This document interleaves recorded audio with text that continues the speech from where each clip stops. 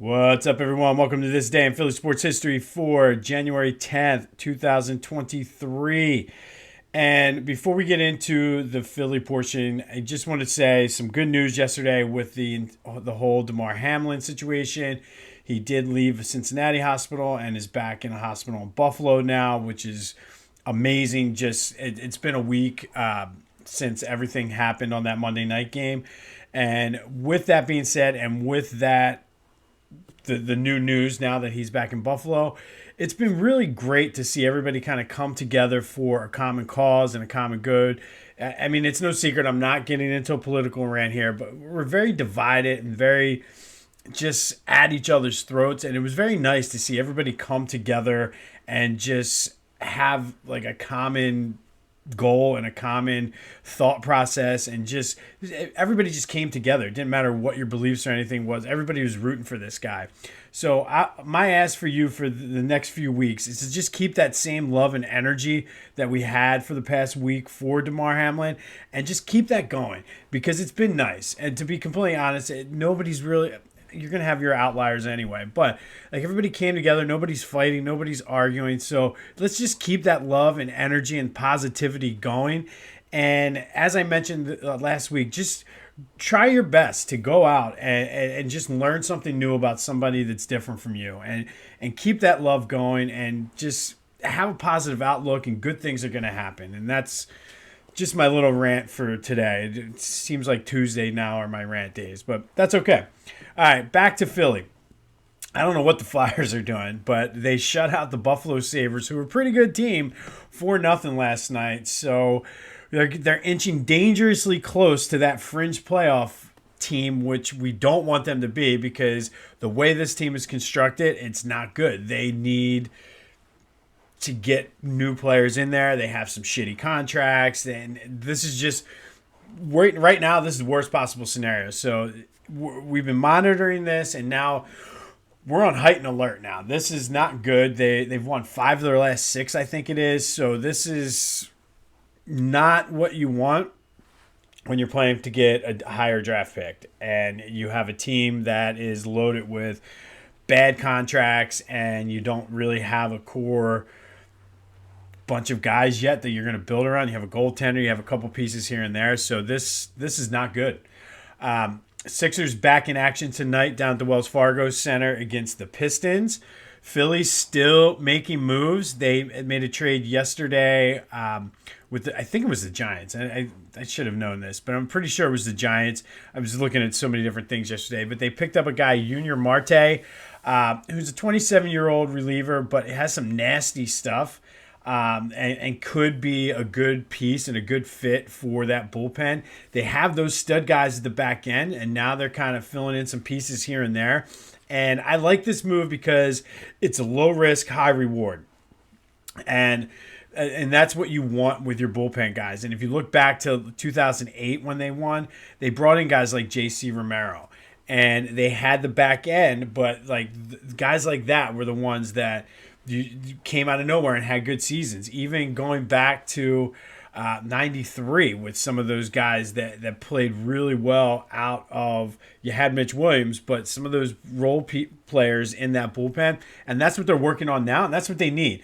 So I'm very, like I said yesterday, I'm still super excited to see what pitchers and catchers bring.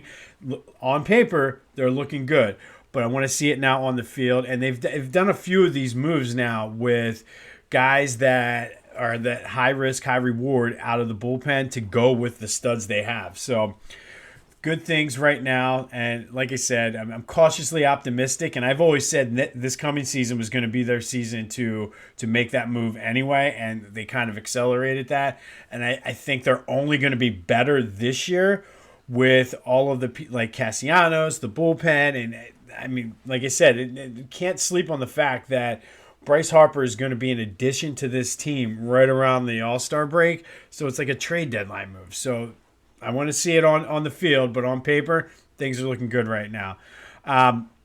Eagles news, not much out of the Eagles camp yesterday. They had the day off. I like the fact, though, that he gave them 2 days off. Sirianni did, and Hurts came up to him and said, "Yeah, I want to come in and watch some film." So that's what you want to see out of your leader. I'm hearing a lot of people here and there like, oh, they're not playing their best going into the playoffs. They're not doing this. Listen, they didn't show anything, and Sirianni said as much at his press conference that it was a very bland, vanilla game plan. So whether or not they, like, everybody's like, oh, they're going to be able to turn it on after. And, like, really, that's what you do when you have the number one seed. It was always the question with Andy Reid, like, do you rest the starters? Do you not? They're going to be okay. I'd rather have this game of rest to get everybody healthy and that extra week or so of just recovering than not. So let's slow your roll. Your MVP quarterback is asking to come in and watch film on his day off because he's not happy with the way he played. That's what you want in a leader. That's what you want. That's your MVP right there. All right, so sticking with the Eagles, we're going to go back to January 10th, 1993, and divisional playoff game against the Dallas Cowboys. This was the 92 season for the Eagles. A lot went on that season. This is the season after Jerome Brown had passed away, so this was the bring it home for Jerome year. They had won their first playoff game since 1980, the week before, by beating the Saints. So they went into Dallas, and I don't think anybody really expected them to play them. In 92, they were sort of a shell of what they were because Keith Jackson had already left, and a lot of the guys were just kind of playing out the string, waiting for their contracts to be up so they could go sign elsewhere. Reggie White, Seth Joyner, Clyde Simmons, those guys. But the Eagles did lose this day, 34-10. Cowboys did go on to win the Super Bowl that year. Eagles were actually up 3-0, and then boom, next thing you know, it's 34-3. That Cowboys team was just good, and like I said, this was an Eagles team sort of at the end of that run with that defense and Randall and all that, and they just never got back to where they were the previous seasons. But this was most importantly, and the only reason I'm bringing this game up is this was Reggie White's last game as an Eagle. That offseason was when he went to Green Bay, signed the big free agent contract, and to this day, there's still conflicting reports about what was said, what was done. Reggie maintained until he died that he always wanted to come back to the Eagles. He just never got offered a contract and was willing to come back for less money. Of course, Norman Brayman he's still alive and still will say, "Oh, well, I offered him and he turned it down. It was all about the money for him." And I mean, to be honest, based on his track record, I'm not necessarily going to put much stock in what Norman Brayman said.